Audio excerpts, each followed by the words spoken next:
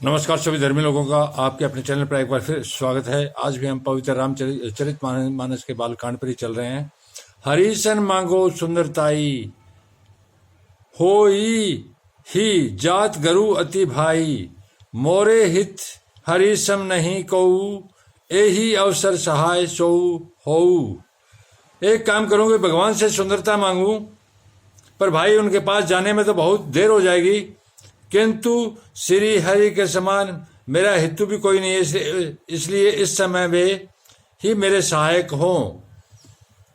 उस समय नारद जी ने भगवान की बहुत प्रकार से विनती की, तब लीला में कृपालु प्रभु वहीं प्रकट हो गए। स्वामी को देखकर नारद जी के नेत्र शीतल हो गए।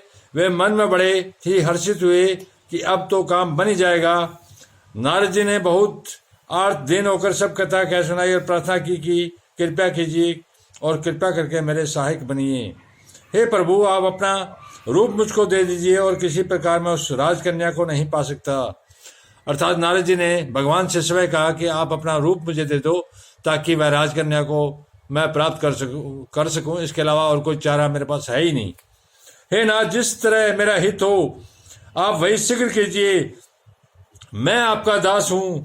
अपनी माया का विशाल बल देखकर दीन दयालु भगवान मन ही मन हंसकर बोले, हे नारद जी सुनो, जिस प्रकार आपका परम हित होगा वही हम करेंगे, दूसरा कुछ नहीं।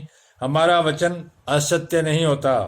हे योगी मुनि सुनिए, रोग से व्याकुल रोगी कुपथ मांगे तो वेद उसे नहीं देता। इसी प्रकार मैंने भी तुम्हारा हित करने की ठान ली।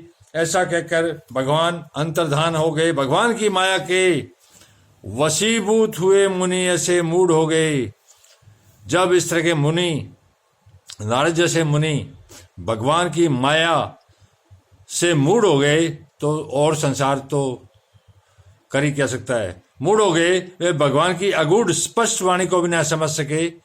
ऋषिराज नारद जी तुरंत वहां गए जहां स्वयंवर की भूमि बनाई गई थी। राजा लोग खूब सज धज कर समाज सहित अपने अपने आसन पर बैठे थे। मुनि नारद मन ही मन प्रसन्न हो रहे थे कि मेरा रूप बड़ा सुंदर है, मुझे छोड़ कन्या भूलकर भी दूसरे को न वरेगी। कृपा निधान भगवान ने मुनि के कल्याण के लिए उन्हें ऐसा कुरूप बना दिया। अर्थात भगवान ने रूप देने के बजाय उनको कुरूप बना दिया, जिसका वर्णन नहीं हो सकता। पर यह चरित्र कोई नहीं जान सका। सबने उन्हें नारद ही जानकर प्रणाम किया। वहां दो शिवजी के गण भी थे। वे सब भेद जानते थे और ब्राह्मण का वेश बनाकर सारी लीला देखते फिरते थे। वे भी बड़े मौजिद थे। अर्थात नारद जी को घमंड भी काफी हो गया था और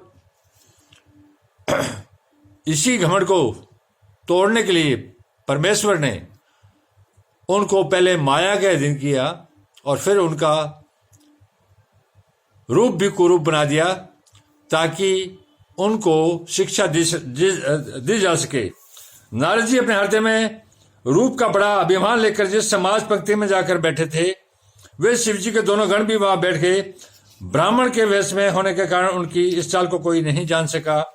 वे नारद जी को सुना सुनाकर व्यंग कहते थे। भगवान ने उनको अच्छी सुंदरता दी है, इनकी शोभा देखकर राजकुमारी रीझ ही जाएगी और हरि वानर जानकर इनको खास तौर से वरेगी।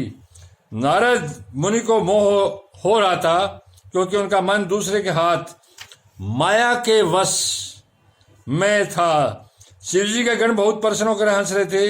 यद्यपि मुनि उनकी अटपटी बातें सुन रहे थे, पर बुद्धि भ्रम से सनी हुई थी। इस कारण वे बातें उनकी समझ में नहीं आती थी। उनकी बातों को वे अपनी प्रशंसा समझ रहे थे। इस विशेष चरित्र को किसी ने नहीं जाना। केवल राजकन्या ने नारद जी का वह रूप देखा। उनका बंदर सा मुंह देखकर और भयंकर शरीर देखते ही कन्या के हृदय में क्रोध उत्पन्न हो गया। तब राजकुमारी सखियों को साथ लेकर इस तरह चली मानो राजहंसनी चल रही है। वह अपने कमल जैसे हाथों में जयमाला लिए सब राजा को देखते हुए घूमने लगी। जिस और नारद जी रूप के गौरव में फूल बैठे थे, उस ओर उसने भूलकर भी नहीं ताका। नारद मुनि बार बार उछकते और छटपटाते हैं। उनकी दशा देखकर शिव जी के गण मुस्कुराते हैं। कृपालु भगवान भी राजा का शरीर धारण कर वहां जा पहुंचे। राजकुमारी ने हर्षित होकर उनके गले में जयमाला डाल दी। लक्ष्मी निवास भगवान दुल्हन को ले गए। सारी राजमंडली निराश हो गई। मोह के कारण मुनि की बुद्धि नष्ट हो गई। इससे वह राजकुमारी को गई देखकर बहुत विकल हो गए, मानो गांठ से छूटकर मणि गिर गई हो।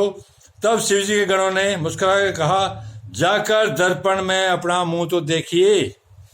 ऐसा कहकर वह दोनों भयभीत होकर भाग गए। मुनि ने जल में झांककर अपना मुंह देखा। अपना रूप देखकर उनका क्रोध बहुत बढ़ गया। उन्होंने शिवजी के उन गणों को अत्यंत कठोर शाप दिया, तुम दोनों कपटी और पापी जाकर राक्षस हो जाओ। तुमने हमारी हंसी की, उसका फल चखो, और फिर किसी मुनि की हंसी करना। मुनि ने फिर जल में देखा तो उन्हें अपना असली रूप प्राप्त हो गया। तब